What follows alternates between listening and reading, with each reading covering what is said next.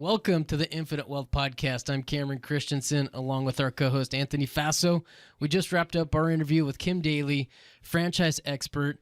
Anthony, what was a takeaway that you had? You know, with a lot of our content here, we're talking about ways to create financial freedom, right? Where your passive income is more than your monthly expenses. And we talk about real estate a lot, and because that's definitely one way to get there, but it's not the only way. Yeah. Right. And Robert Kiyosaki talks about if you want to get to financial freedom faster, the best way is owning a business. So you can create your own, and really a business is really just sound systems that can be repeatable. So you can create your own, or you could tie in with somebody else who had already created those systems with a proven track record. So franchising, what I would say, there's a lot of misconceptions out there that are incorrect, but if you go with an open mind, there's a lot of different industries that are franchises and different capital requirements. So I think this could be a good way for somebody to create that financial freedom. Cam, what was your takeaway? Yeah, my takeaway, as I was thinking about this, is that we've had other kind of franchise experts on here before. Mm-hmm. And my takeaway is that starting a business, right, or starting something new can be very daunting. It can be very overwhelming for people. And I see reaching out to kind of a franchise broker, one of the experts that we've had, as a great first step for somebody, is because there's really no out-of-pocket costs, right? You don't need to pay somebody to call and talk to them about this, but that they do make money on the back end, but they do a great job, and it's a great opportunity for somebody that may be interested in a franchise to kind of reach out and talk to somebody and get some good information. And so I thought Kim did a great job today. She's got a lot of passion. She's been doing it for over 20 years, a lot of really good information. And so guys, be sure to use her. Take a look at her YouTube channel. She'll be a great resource for you if that's something you're interested in. And introduction. Let me give her a proper introduction. Kim Daly's spent the last 20 years helping people achieve financial freedom by enabling them to find the perfect franchise opportunities. Her skill for matching a client's background, interests, skills, finances, and life goals to the ideal opportunity has made her one of the top franchise consultants in the country. And today we're going to gain insights into what can seem like a daunting process, deciding on the perfect franchise to enable you to gain financial freedom. Cam, before we turn it over to the actual interview, I need to apologize to you. Oh, wow. Yeah. I feel like I let you down in this interview. Yeah. I think you missed an opportunity for sure. I know. Yeah. You wanted me to ask her if there was any Paul Mitchell franchises available, but you know, we've had some other franchise consultants on here and we already have that answer. So, but honestly, looking back for you as my, being your mentor, I should have still asked, even though I knew the answer. You dropped the ball for sure. My apologies. But my apologies to you, but to our listeners, enjoy the episode. Take care. Kim, I got to tell you, we are excited to have you on, and I know that our listeners are going to enjoy this episode. If you could get us started with a little bit about your background and how you got started in this industry of franchising. Hey, fantastic. I'm so excited to be here, by the way. So in franchising, we often say that nobody, the question sort of is how did franchising find you? So nobody really wakes up and says, oh yeah, I can't wait to go be a franchisee or, a franchise consultant, worse yet, right?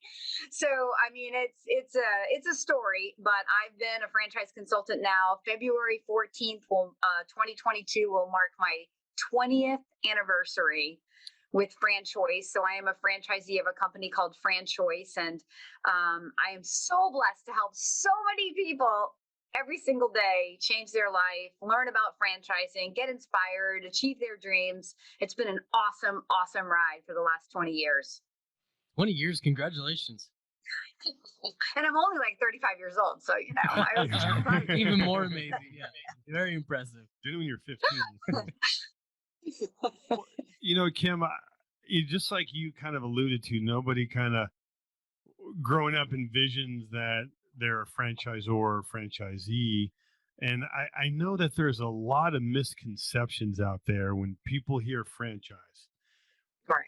What would you say is the biggest misconception that people have about franchises? There's so many misconceptions. The biggest one I would say is build it and they will come. I think most people think like, because they look at the brands when they're already a brand, like America's big brand, like Massage Envy or Chick-fil-A. And when you're capturing the franchise at that moment, yeah, it is a build it and they come moment for that brand. But that's because there were pioneering franchisees for a decade before that were delivering an experience, following the franchisor's lead, executing on systems, building that brand.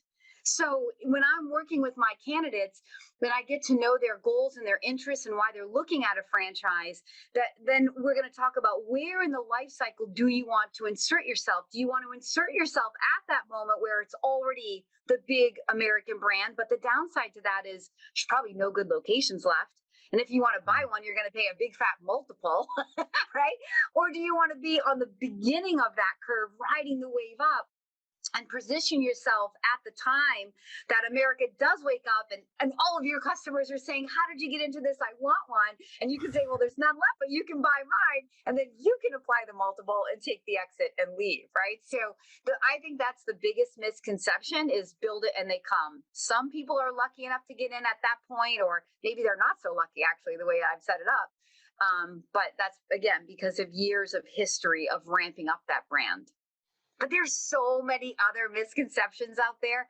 I mean, listen, guys, I have traveled the country for nearly 20 years hosting live events, and I have fielded all kinds of questions from all kinds of people, investors, W-2 employees, like corporate refugees who are like, I'm done with corporate America. I want to buy a franchise. That's why I'm here.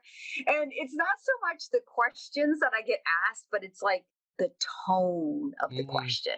Right? The evil franchisors, like, how dare they, make me pay them a royalty and these kinds of things. And so that's why I have a business, though, to educate people. So before you ever make an investment in a franchise, you know fully what's up. So speaking of education, I would imagine that probably one of the first things that you go through with somebody that approaches you is, what's a good fit? How do you kind of start there if somebody comes in and says, hey, I want to become a franchise? Or, what are some of the things that you take them through on what might be good qualifications and what franchise might match up with them? Okay, first, let me just make a clarification. So the franchisor is the parent organization. The franchisee is the candidate who's buying the franchise, right? So I'm working with franchisees. I'm paid by franchisors. So my service is free because I'm paid by the corporation, right, to help them grow their franchise. But I'm working with franchisees. Kim, thank you. And I promise I'll probably only make that mistake 10 more times throughout this episode. I'm kidding. You know what? I'm going to stick on track. Zors, Yeezys, or potato. Yeah, thank you. No problem. So yes, it's so true. When people come to me and sometimes they think they know what they're interested in, but even if they think they know, I love to just say, let's wipe the slate clean. So most of the time when people think about owning a business, they think about, what do I know, or what does my community need? And that's one approach, but I don't find it to be a happily ever after approach every single time. So my approach is, let's not talk about what the specific business is yet, but let's talk about, what are your goals? Where do you see yourself 3 years, 5 years, 10 years? Are you starting as a W-2 employee, building semi-absentee income on the side so that eventually you can leave corporate America and then step into your business, because you can't do that in a franchise? Or are you already out of your job looking for something more full-time to do?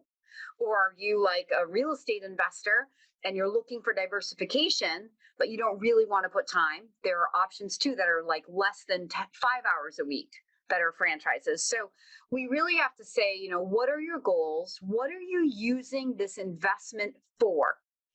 And that's sometimes a fundamental shift in how people are thinking about the subject of franchising. They're like, oh, I really love to work out at Orange Theory, so I want to own that. Or back in the day, oh, I love to eat Veggies, frozen yogurt, so let's own one of those. And as one of America's top franchise consultants, I'll say that in all the years I've been helping people, I have very rarely ever placed anybody into food. They're just easier, faster, better ways to make money than food. It doesn't mean that I don't love my food franchisors and I don't have it. I certainly do. It's just one of the hardest ways to make money. So to answer your question, I first help people figure out what are they using the business for by getting them to go through a couple of steps, like a goals and dreams worksheet and an in-depth consultation with me where we can talk about, what they're envisioning and then what role do they want to play in the business? Are they a salesperson? Are they a manager of people? Are they a manager of process? So I gather data. We talk about the characteristics of the business. Who are they creating jobs for? Right? Who is their target customer? Is their product or service something that has to be relatable to them? I love it when I meet people that like grew up on a farm and they're like, Kim, I don't care what the business is. I'll shovel, what, if it makes me $1 million, right? So like status, we talk about like how glamorous does the business have to be? We talk about, again, is it a build and sell in 5 years or is it something you want to be a little more long-term sustainable? Because those are two different vehicles. Right? If you want to get into fitness, that's not something you do because you want to be in business for 15 years. Right? Yeah. But maybe if you get into a laundromat or into a cleaning service or something like that. So we gather the data together. And then I am the one that actually, with my relationships for 20 years in franchising and knowing who's who and what's what, because not all franchisors are created equal, then I'm able to bring back the top 3 to 5 options that match people personally, professionally, and financially. And then I coach them through the due diligence process so they'll know they're asking the right questions, talking to the right people, thinking through everything that needs to be thought through. So when they come to their decision, yes or no, they can feel competent in the process they've gone through and therefore confident in that final answer. And hopefully it will be a yes. If you're going to go all the way through the process with me, which is about 1 to 2 months, you're probably not going to say no at the end of that. You're going to figure out no probably within 1 to 2 weeks of working with me, just because I know how to set it up and help you really understand what you're going to trip over. And so you'll trip early and then you'll figure out, okay, now's not the right time for me, or franchising isn't the right thing for me.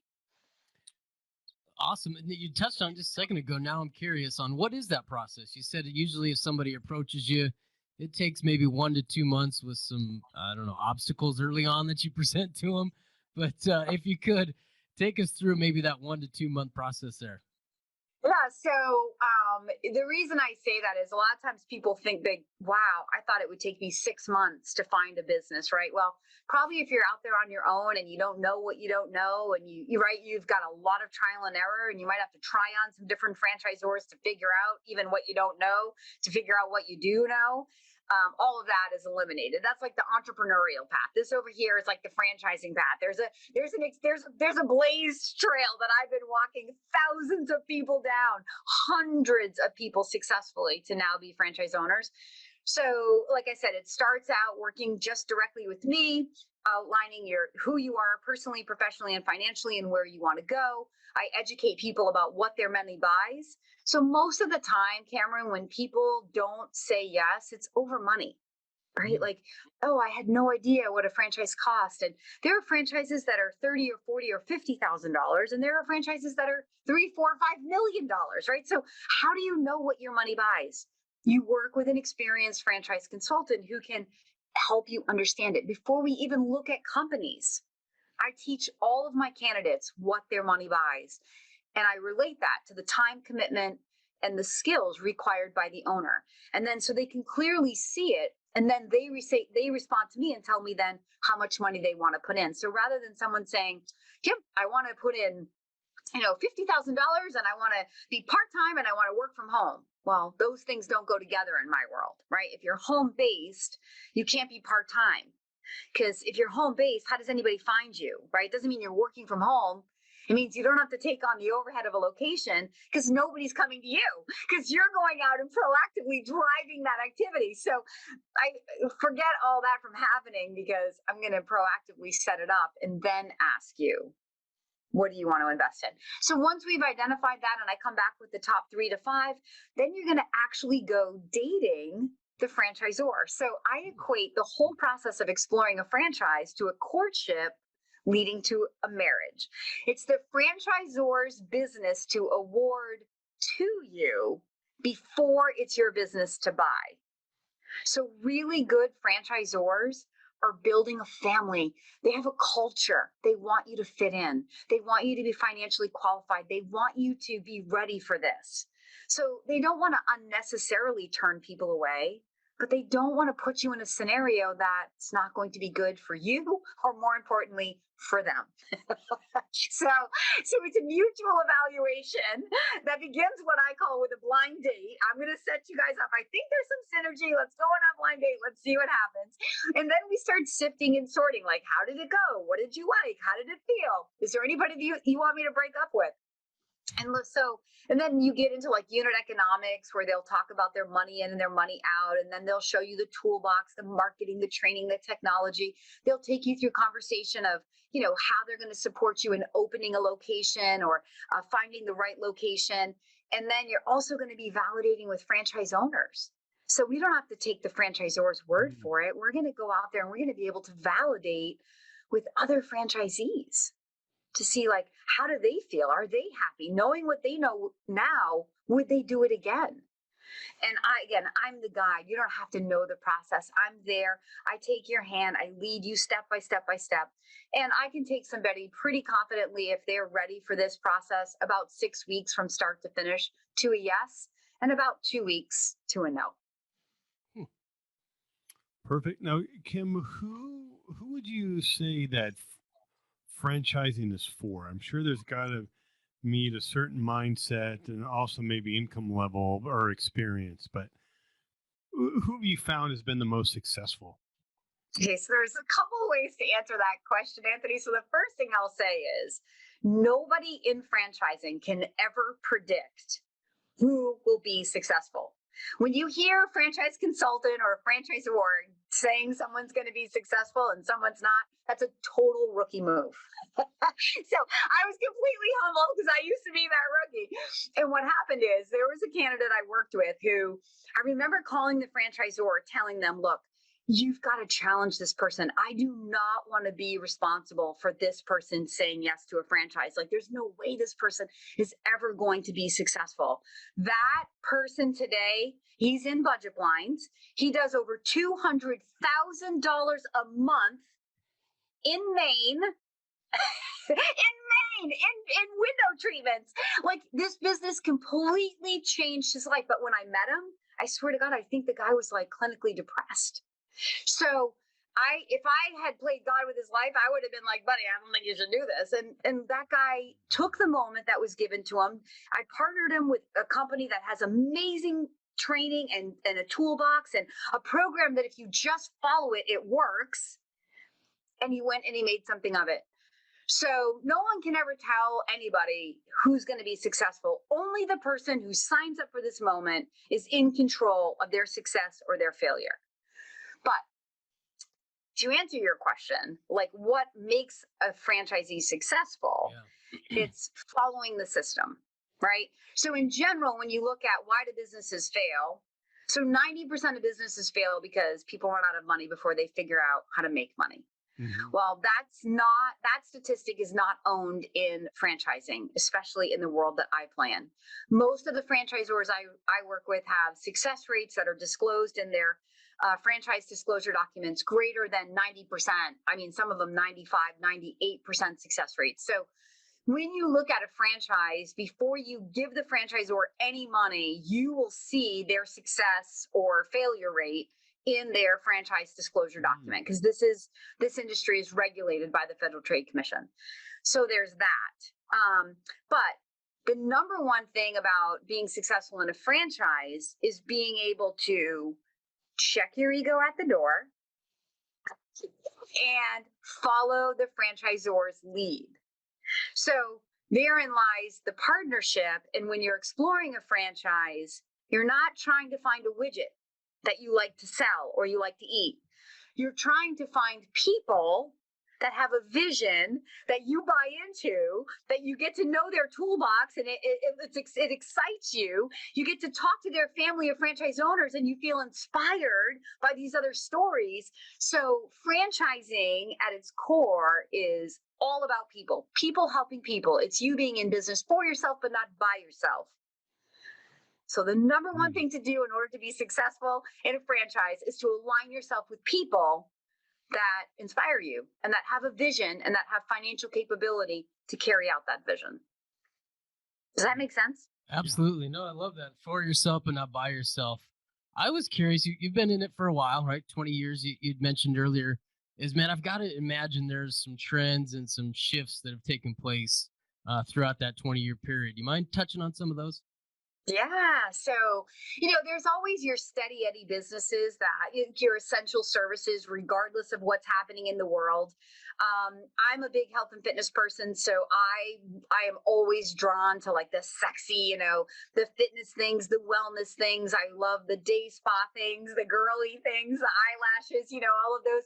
But even my male candidates come to respect a beauty business because look, no matter what's happening, women are going to spend money on their hair, their skin, we spend money on ourselves. And so beauty is sort of like an essential business, whether a guy wants to, he may not be the candidate for the business, but his wife, his sister, his girlfriend, he knows that she spends money on those services. So, or the guy himself. I mean, or that. Right. Gotta look good. You gotta look good. You gotta feel good, right? Yeah. You gotta feel good. But since 2020, we really saw a shift toward home services, like exploded. Anything to do in and around the home because we were all home, not taking vacations, trying to create space to build offices, coming up with things to do like building pools. I always say that like the best businesses to be in 2020 were pools and puppies. Yeah. Everybody built a pool and everybody got a puppy. But then in franchising, it's like all of the landscaping around the pool, the patio around the pool cleaning service, like anything that had to do with renovating homes, renovating kitchens, keeping the grass green, handyman services, junk removal, because now we were finally cleaning out the garage. All of those services exploded and they're still exploding. Senior care businesses are like those kind of essential things, but even my fitness things, like I work with some of the most world-class fitness franchisors, like one that is the largest fitness franchisor in the world. They have 10 brands under one parent umbrella, and they grew during 2020. They grew because they have virtual training programs. They went to bat, so nobody paid rent. They got everybody PPP. Like their franchisees were saying, we were making more money when our physical doors were closed than when they were open. And so when you think like, wow, how many mom and pop like fitness places went out and, are never coming back. Like that must be a scary industry to be in, but not necessarily. And that's why it's always about the people. Because my fitness franchisors like figured out not just how to like barely adapt and survive, but they were thriving in 2020 and into 2021. Those are the people you want to be partnered with, right? So, but like back to your question, like beauty is always good. Anything around beauty, spa, wellness, senior care is another industry that's really big, whether it's non-medical care, just helping people everyday living, like shopping, transportation, just companion care, to more skilled nursing things like speech therapy, OT, PTs, like all of those are franchise businesses. So, there is a franchise. Most people don't understand the scope of franchising. We only think about the food and retail, that we use as consumers. But there are so many franchises out there, like 3,000 to 4,000. Now, they're not all good. They're not all like backed by awesome people that really care about their franchisees. But there's a big, like 80 different industries, I think, that franchising covers, and 3,000 to 4,000 opportunities on the market at any one time. That's like, good. How would you ever know where to begin? I don't know. Yeah, no, it's absolutely overwhelming. I've got a kind of a follow-up to that. Is a lot of our listeners are in real estate. A lot of them are kind of getting started, and kind of the trajectory that people go through is usually like wholesaling, then they move to fix and flipping, then they move to kind of buy and hold, right? Long-term rentals, and then maybe multifamily or something like that. Is there a trajectory that most people will fit into when they start franchising? And that thought I'm having here, tell me if I'm right, is they step into one and then they kind of scale up from there. Is that accurate, or does that happen often or not? Yeah, I love it. I love the question. So, first of all, those people who follow that trajectory you just laid out, like if you're looking for diversification, I mean, there are franchises, as I've mentioned, that only require, they look and feel like a real estate play, but they have business cash returns and amazing tax advantages. So you can get the best of everything. Not a ton of options, but I definitely have a half a dozen options that fit that investor model and that investor person. But your question again, sorry. The trajectory, right? Are they scaling? Does somebody step into one franchise and then kind of scale up from there? What does that look like? Exactly. In order to build wealth in anything, it's always going to be created through scale. So, are we going to scale your business using people, equipment, or real estate? That's one of the questions we're going to talk about early on. But the idea is that you would first maybe get one. Let's say it's a territory-based business. You get one territory going, and like let's say you're in a junk removal company, and let's say that you identify that one territory of X population can hold 4 trucks without sort of cannibalizing itself. And maybe that's $1 million territory, 250,000 in revenue per truck. And so you're like, okay, but I want to have an 8 truck operation with 2 territories. So you want a $2 million business. So, but you still only start with 1 truck and 1 or 2 guys in that truck, right? And then as you grow, you get to add another truck and add another truck. So there's that. And that's how you would build the wealth. And then you can keep growing and growing and growing your fleet. And then with something with real estate, you might say, okay, I want one location of this can net me after all expenses paid 150 grand, but I want to make $500,000. So I need at least 3.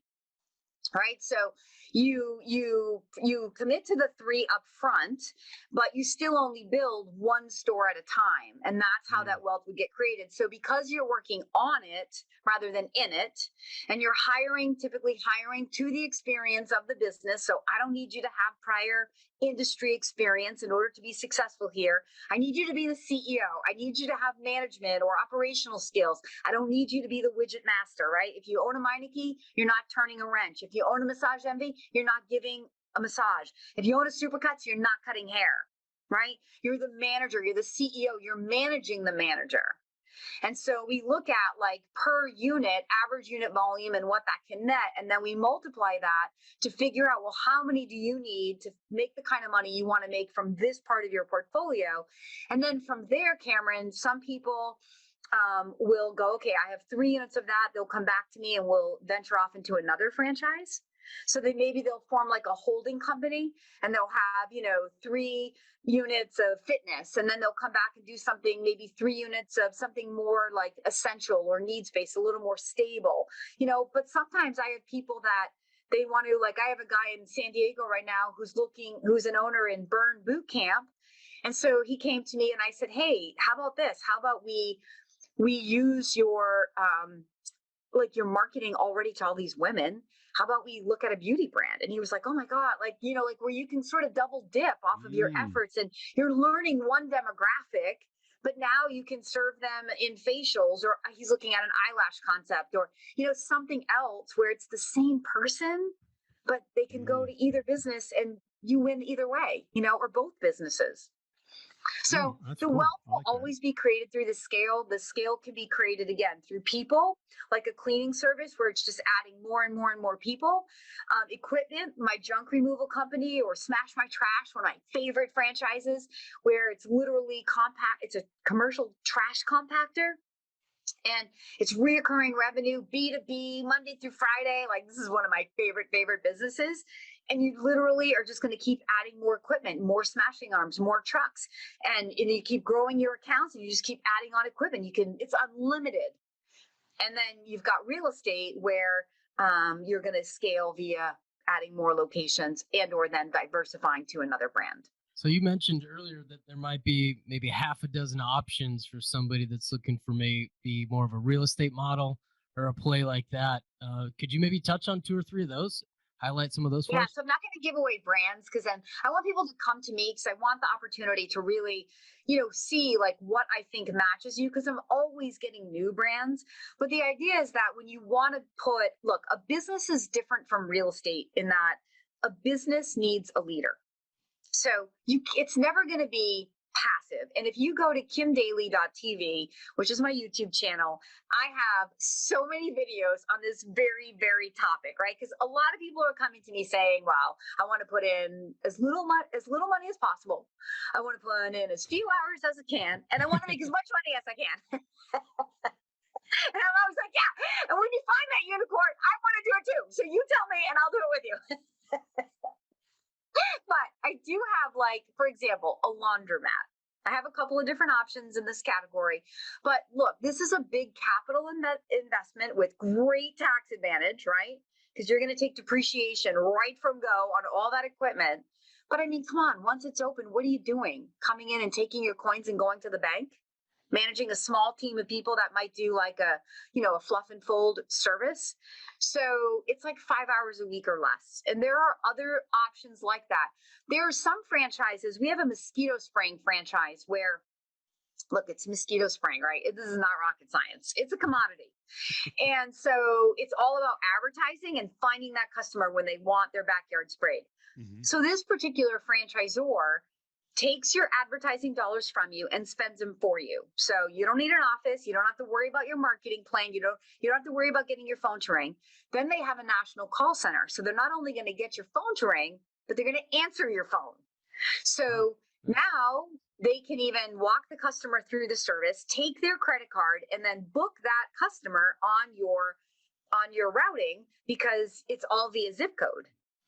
So when your franchisor partner meets you at that level, where they're really running the back end business side of your business, then you can be fairly semi-absent because now it's a logistics company, right? So that kind of business would be a low investment, highly scalable through one truck and one tech, and just keep adding those on as you reoccurring revenue from customers because they're going to keep using you. Mosquitoes are going to keep coming back every season, right? But then the owner doesn't really have to be there. And you can hire a manager even to manage your trucks and your techs and your routes. So it's like kind of getting to know the customer and saying, how important is it that it's sexy? Because mosquito spraying's not super sexy. But if I got that millionaire next door kind of mentality, they don't care. They prefer it be less sexy, right? I know some people in your space say that boring is better. The more boring the business, the better it is, right? So I have those, but on the flip side, even like my business is like the eyelash business, eyelash extension. I mean, look, when women were masked and their eyes were all that showed, women came out in droves in July of 2020 when the doors were reopening. The existing customers who already did eyebrows and eyelashes came back, and then all kinds of new women came back. This one category exploded. And I mean, that's a relatively semi-absentee investment with the right manager. The owner is more the investor and then managing the culture through the manager, right? But you don't have to be there, and you definitely are not a lash artist, right? Or the manager of it. So it's kind of all, again, about learning what the candidate is, who they are, what their background is, what their goals are. Do they want to bite-size something that's a couple $100,000 to open it, or would they like something bigger like a laundromat where it's all in one? Or do they like the idea of not having real estate and being able to just grow a fleet of vehicles? So it's a conversation is the answer, right? And then I can come up with the options. But I also will help set expectations about reality. And the reality is nothing in my franchising world is passive like real estate syndication. I'm an investor in real estate syndication because my business over here is full-time plus. I manage one of the biggest pipelines in all of franchise consulting because I love what I do, if you can't tell. I don't have any more time, but I want to make more money. So I have to have passive investments over here that allow me to do both. How has Here's kind of what I'm thinking is we're looking at uncertain times, right? We're in Las Vegas. We've got the kind of service industry here that has been absolutely just demolished over the last couple of years. Looking or considering a franchise, is that kind of a safe alternative, or is that just is a risky alternative, right? Because I'm hoping you can touch on this because we got a good bunch of employees in Las Vegas that are now looking at doing something else. And from the outside looking in, right, from an employee looking at a business, oftentimes that's viewed as a pretty risky transition. What would you say to that, Kim? Yeah, I think, Cameron, that it depends on who your franchisor partner is. In January of this year, or earlier this month, we were at a convention, and we're my top 100 franchisors. We were celebrating what happened in 21. Franchising had a record industry. I had my best year ever in 20 years of franchise consulting. Listen, when the government starts pressing down and people start screaming for freedom, they turn to business ownership. Mm-hmm. And when some people are looking at the obstacle, other people are knowing that there's an opportunity. And we saw, it was like I said, the franchise that I'm a part of, it was our best year ever. In 22 years, it was my personal best year, and franchising as an industry exploded. So is it a good time to be looking at franchising? You better believe it. But not all franchisors are created equal. And this is why I have a business. So we were at this convention, and in years past, mostly when you step back and you look at what is a franchise, it's a proven system, but it's all about sales and marketing, like franchisor creating proven marketing plans or sales plans that get the phone to ring, that get you to help you to find the customer. And so it's all of their pitches are always around, oh, look at our marketing program this year. But this year in 2022, it was different. It was a shift to finding employees and employee retention. It was about recruitment and retention, because it is a thing, right? And there's most businesses, look, if you don't want to be there, you have to rely on people to be there for you. Where do you find said people? And so I would challenge, and I have videos on this, I would challenge owners, look, if you want to believe that you can't find employees, then that's going to be your experience. But if you believe that there are people out there who've been displaced, who are not going back to the job they had, or don't want to go back to the job they had, or can't go back to the job they had, and they're good employees, and you're a leader, or you want to become a good leader, this is your moment to shine.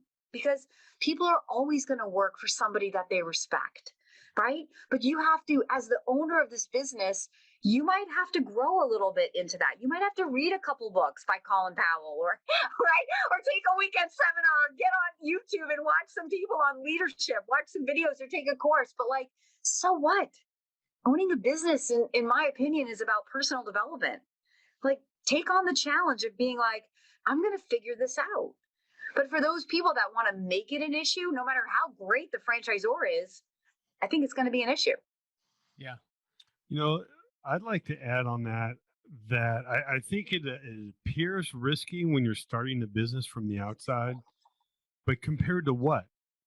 We have so many people in Las Vegas who were stellar, great employees, and in no fault of their own, they're laid off or they're not working.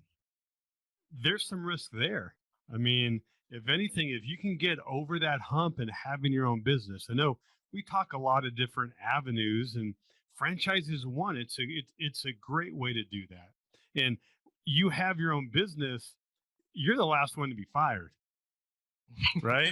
If things kind of get a little, you got to tighten some strings, you're the last one to go. So if anything, I think for the right mindset, there needs to be some education, somebody willing to put in some time and work. That owning a franchise would be less risky than working for somebody else. And we didn't get too much into it, but I think another advantage of franchising is it's easier to get financing, to get funding. Because one of the big problems people have if they want to do an investment or start a business is getting the capital. But with a franchise, you could probably talk more, Kim, about it, but how is it, let's say I bought a beauty franchise, right? And Cameron's trying to start his own from scratch, yes. Right? how easier is it going to be? Who's it going to be easier for when we go to the bank? I have a franchise, but I have messy hair, right? Cameron's got his own idea, but the dude looks amazing. So, what's the banker going to say at each other? Oh, Cameron. No, you know what? Again, on Kim Daly TV, I've had a lot of fun with this very conversation, entrepreneurship versus Yeah. franchising.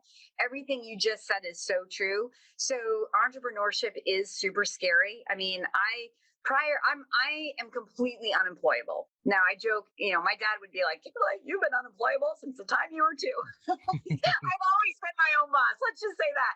But I'm completely unemployable. I'll always own businesses, but I'll probably never start another business from scratch, especially when I sat back and watched in awe how these franchisors came together for their franchisees, and franchisors that are backed by private equity that can afford to adapt and evolve and change and continue to grow in a hard time, because that's what it's all about.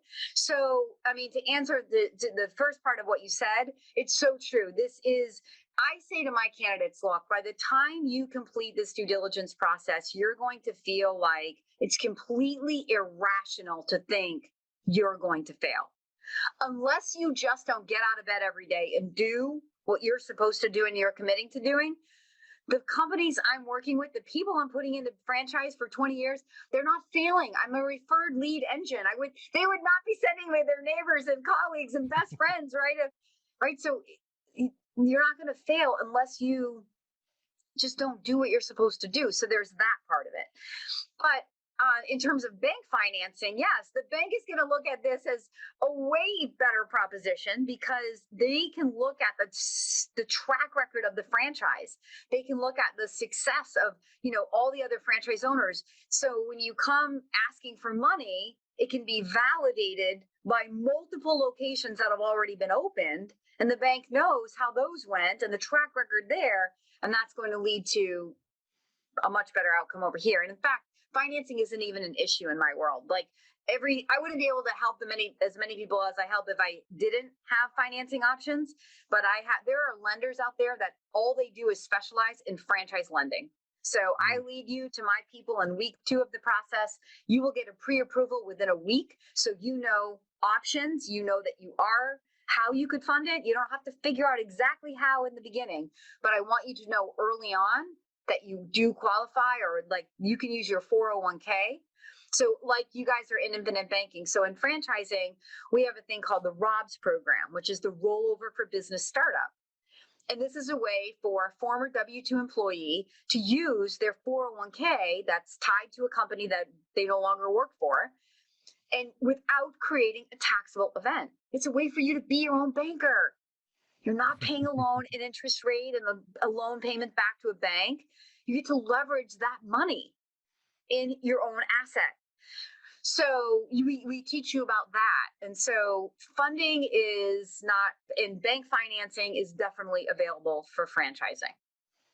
Banks, Perfect. The government loves franchising. The government loves small business, right? Because small businesses are a sign of life and community. They create jobs, which become taxpayers, and the business itself pays tax. So the government has the Small Business Association, which is a government-backed lending program that incentivizes the banks to push the money out to small business owners.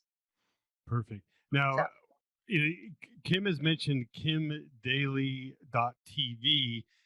Just the Daly is spelled Daly, and we will have the link in the show notes. Now, Kim, one thing I'd like to pick your brain about, you had shared that you've been using infinite banking for 4 years now. So I'm just curious what any sort of input or advice you may have for a listener who's kind of on the fence. Okay, what would you say to them, and maybe explain how you've used your policies? Okay, awesome. So I actually took out both of my policies last year. So I met the guy that I'm working with for Infinite Banking about 4 years ago. But I myself took out a policy in August of 2020 and then in March of 2021. So within the same year, I took out two, because once I did the first one, like it was sort of like getting to the first one was like, I don't know if I get it. I don't know if I get it. And then once I did it, which is what Jim told me, then I was like, whoa, why would you put any money anywhere else? So then I was just funneling money out of the stock market to get it as quickly as I could into my policy. Because look, you're making money on your money two ways, right? So my little investment, my little nest egg is like protected. There's that. But now I get to use the insurance company's money to then go deploy it into crypto or into real estate syndication or into assisted living, all of which I have money in now. Right? I'm not putting any time into those businesses. They're producing a return to me that's greater than the payment I owe back to my policy every year. So I can pay that back and put the money back in there. Like it's like once you get it, you're like, I mean, but it did take me a while to get it. I will admit that, for me to go, no. Perfect. Kim, what would you say to somebody who's on the fence? Maybe they're not sure, this kind of sounds new or different. What advice would you give them? You just got to do it. I think if you're on the fence, but you have an investor mindset, find other people like in franchising. I don't expect you to you're not taking my word for it or a franchisor's word for it. Go find other franchisees who stood right at the same diving board where you are, right? And before they jumped into that pool, they were scared, right? And so you go and you talk to them and you're like, oh wow, when you jumped, there was a safety net underneath you and you're happy and you're still breathing and you went on and built 3 locations and life is good. Like I would probably say the same thing, like talk to other people that have infinite banking policies to see like what happened to me. This is actually what happened. I was on a podcast and this guy, Ryan, up in Montana heard me. And he was like 38 years old. He fills out my questionnaire and he's got like a net worth of like $5 million. He's like 38. I'm like 48 at the time. So we instantly hit it off. He had great personality. So I'm like, Ryan, like, so can I just ask you a question? Like, did you like inherit money? Like, how did you build this? He's like, no. He's like, I just got interested in infinite banking and investing like about 10 years ago. And I've just been like, I have a strategy. So I left it at that in the beginning. He went on to buy a franchise. And so after it was over, and he's like one of my greatest of all time candidates, I just enjoyed his whole like abundant, mindset so much. So I went back to him and I said, okay, Ryan, so like, I'm thinking about doing this eminent banking, but like, tell me more. Because his net worth was like really interesting to me at his age. And he was totally self-made. And so he told me that his philosophy was to find people that have real estate syndication or storage units or trailer parks or whatever it is, and people who have a track record of success, just like I would say in franchising. And he would go in at the minimum. He's like, don't go in big. If it's 25,000, if it's 50,000, just deploy a little bit of money and get the money moving. And then, so he would just do multiples of those a year. And they would keep paying off the policy and he'd keep putting it back. And over time, he just accrued this awesome net worth for himself at a really, really young age. Like, and he was really the inspiration. So he got inspired by my service and my story and ended up buying a franchise. But in return, he inspired me. And he was really the reason that I ended up doing 2 policies within the same calendar year. Oh, perfect. Yeah. Well, awesome. Thanks for sharing, Kim. Yeah. Kim, thank you. And man, we're going to wrap this up here. And I think what an opportunity for our listeners, right? If they're looking to get some additional information or even take that first step towards potentially owning a franchise, again, where's your YouTube channel? What's the best place they can find you?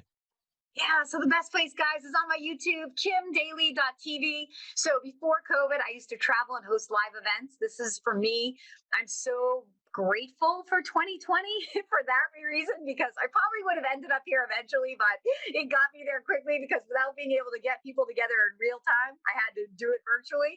And that's when my idea for KimDaly.tv was born. And literally, it's like the greatest thing I've ever done in my life. I am having more fun coming up with creative content. So please check it out. Like and subscribe if you like it and you want to see more.